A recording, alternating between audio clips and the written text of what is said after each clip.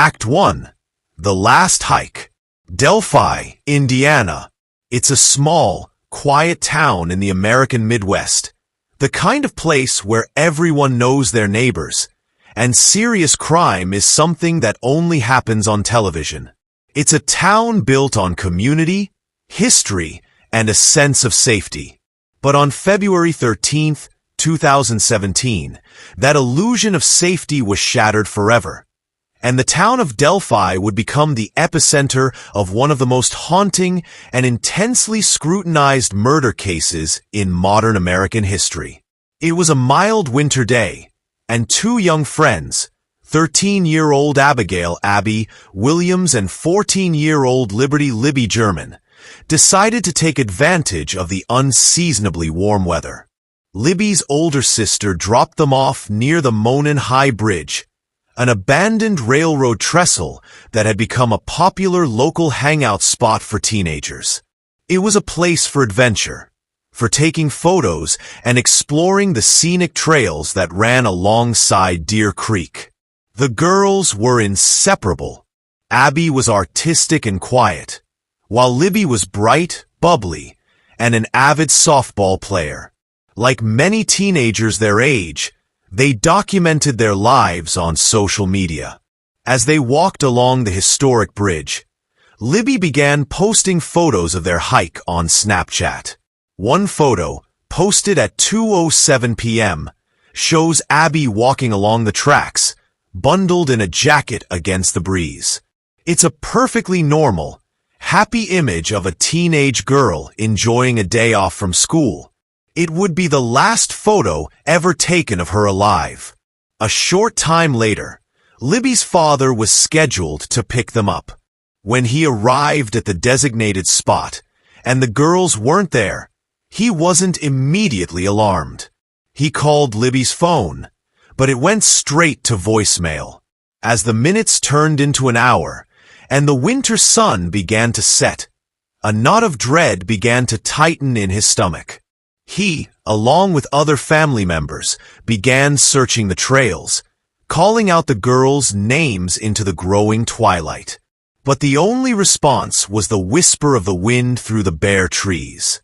As darkness fell completely, the family knew something was terribly wrong. They called the police, and a massive search effort was launched, plunging the small town of Delphi into a night of frantic fear. Act 2. The Discovery. The search for Abby and Libby continued through the cold night and into the next day, Valentine's Day. The community rallied together. Hundreds of volunteers joined police and firefighters, combing through the dense woods and the rugged terrain surrounding the Monon High Bridge. The hope was that the girls had simply gotten lost, perhaps injured, and were waiting to be found. But as the hours dragged on, that hope began to fade, replaced by a growing sense of horror.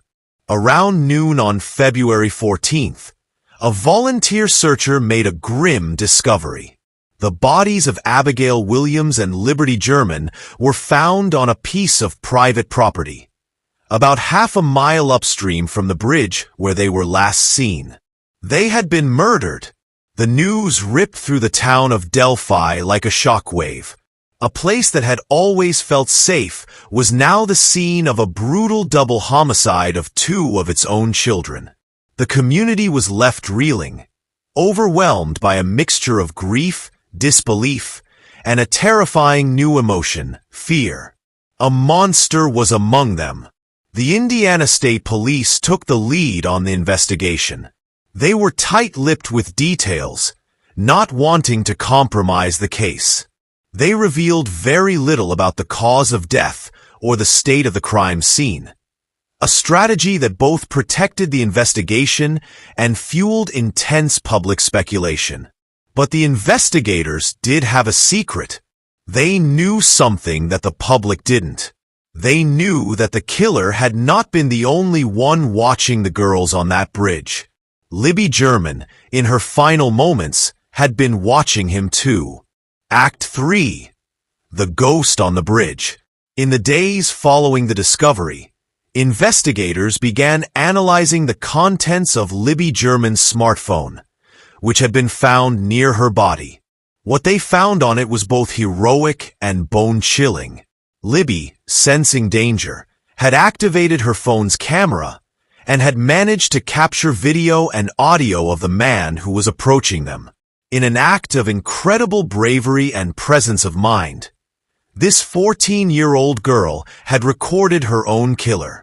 The evidence was explosive, but it was also of poor quality. The video was shaky, and the man was some distance away. From this footage, police were able to extract a single grainy, pixelated still image. It showed a man, dressed in blue jeans, a blue jacket, and a brown hoodie, walking purposefully along the bridge towards the girls. His hands were in his pockets, his head was down. His face was indistinct, a blurry suggestion of a man, a ghost on the bridge. The media and the public would soon give him a name. The Bridge Guy. But there was more. The phone had also captured the man's voice. Police released a 3-second audio clip, a snippet of a command he gave to the girls. The sound quality was poor, muffled by the wind, but a man's deep, firm voice could be heard saying 3 chilling words. Down the hill. This was the new face of evil in Delphi. A grainy photograph and a 3-word command. The police released the image and the audio to the public, hoping someone would recognize the man, his walk, or his voice. The effect was electric. The evidence went viral. Suddenly, the entire world was looking at the photo of the Bridge Guy, listening to his voice on a loop, and trying to solve the puzzle. The case was no longer just a local tragedy. It had become a global obsession, and an army of online detectives, or internet sleuths, was born. They would spend the next 5 years dissecting every pixel of the photo and every waveform of the audio, determined to unmask the ghost on the bridge. Act 4. The Hunt and the Theories. With the Bridge Guy photo and the audio clip circulating, the investigation became one of the largest in Indiana's history. Law enforcement agencies, including the FBI, were inundated with tens of thousands of tips. The police released 2 different composite sketches of the suspect based on witness accounts, which added to the confusion as the 2 sketches looked significantly different from each other. One depicted a younger man, the other an older one. This discrepancy fueled intense debate online about which sketch, if any, was accurate. The internet became a breeding ground for theories. Online forums and social media groups dedicated to the case exploded. Every detail was scrutinized. Sleuths analyzed the pixels of the Bridge Guy photo, debating his height, his weight, what he might be carrying in his pockets. They used audio software to clean up the down the hill clip, arguing over a potential 4th word. This massive, crowdsourced investigation unearthed several persons of interest who became central figures in the online narrative. One of the first was a man named Daniel Nations, a registered sex offender who was arrested in Colorado shortly after the murders. He bore a passing resemblance to one of the sketches and had been in Indiana around the time of the killings. The police investigated him thoroughly, but eventually ruled him out. Another person of interest was James Brian Chadwell, who was arrested for the assault of a 9-year-old girl.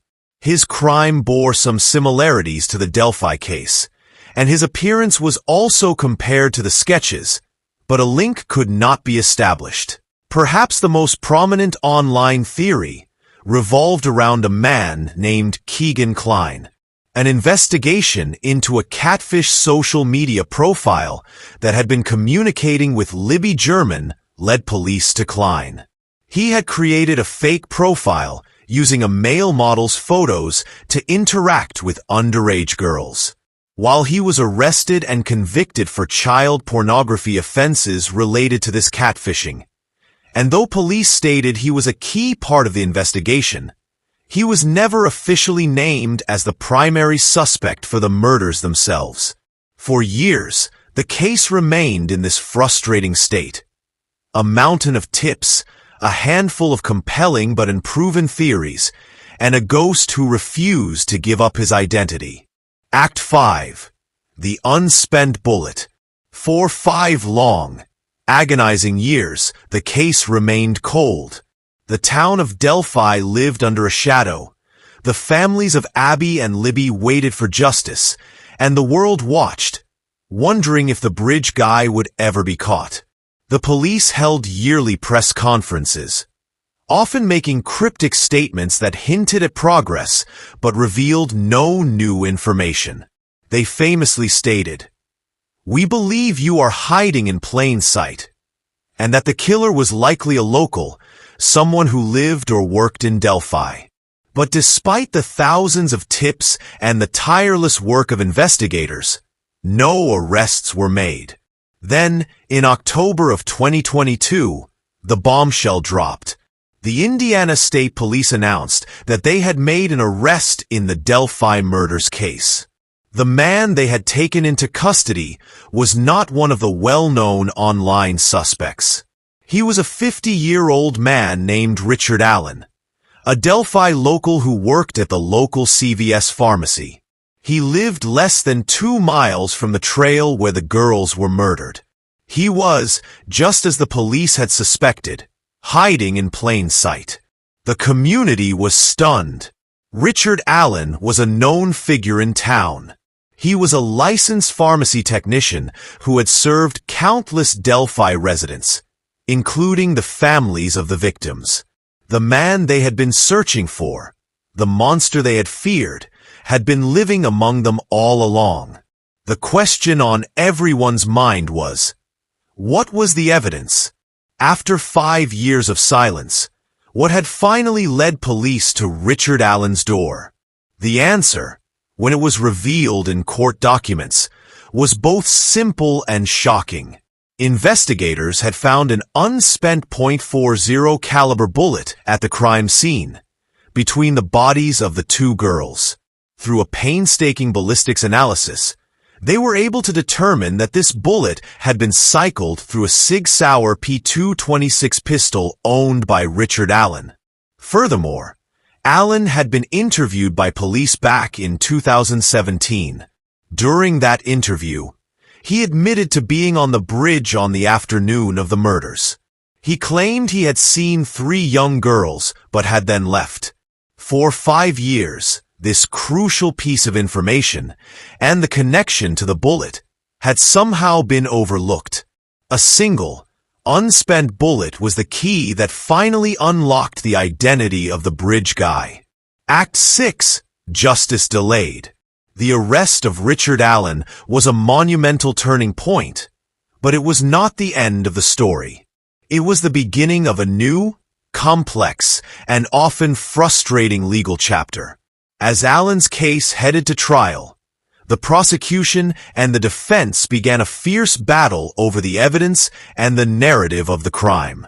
Allen's defense attorneys argued that the evidence was flimsy. They pointed to the 5-year delay in connecting the bullet to their client, suggesting incompetence or a rush to judgment. They also introduced a shocking alternate theory. They claimed that the girls were not killed by Allen, but were instead the victims of a ritualistic sacrifice carried out by a pagan cult, a fringe group of Odinists. They pointed to strange, stick-like symbols found at the crime scene and argued that Allen was being framed to cover up the existence of this cult. This theory, while explosive, was dismissed by most legal observers as a desperate and unsubstantiated attempt to create reasonable doubt. The prosecution, meanwhile, painted a different picture. They held that Richard Allen was the man on the bridge. They claimed that clothing with the victim's blood was found in his home, and that Allen had made multiple confessions to the crime while in prison, admitting his guilt in phone calls to his wife and mother. The legal battle has been fraught with delays, changes in judges, and intense media scrutiny. The full story of what the prosecution believes happened, and the full extent of the evidence they hold, is still yet to be revealed in a public trial. As of today, Richard Allen remains in custody, awaiting his trial. He has pleaded not guilty. The families of Abby and Libby are still waiting for their day in court, for the full story to be told, and for the final measure of justice to be delivered. Act 7. The Legacy of Delphi. The Delphi murders case is more than just a true crime story. It's a story about a community shattered by an unimaginable evil.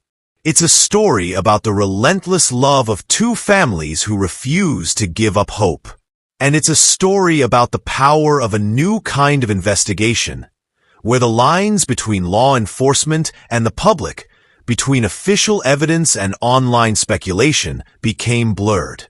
It is also, most importantly, a story about the heroism of a 14-year-old girl. In the face of pure evil, Libby German did not panic.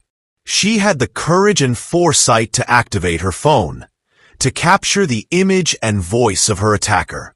She knew she was in danger, and she created a digital witness, an electronic ghost that would haunt her killer for years and ultimately lead to his identification. She may have lost her life on that bridge, but she did not lose the fight. Her final act was one of defiance, a message from the grave that ensured her killer would not get away with his crime forever. The case changed the town of Delphi. It stole their innocence, but it also forged a bond of resilience and determination. The community has worked to build a new park and sports complex in the girls' memory, a testament to the light they brought into the world. The mystery of what exactly happened on that bridge on February 13th, 2017, may not be fully resolved until a jury delivers a verdict. But thanks to the bravery of a young girl with a smartphone, the ghost on the bridge finally has a name, and a community that has waited so long for justice may finally be close to finding peace.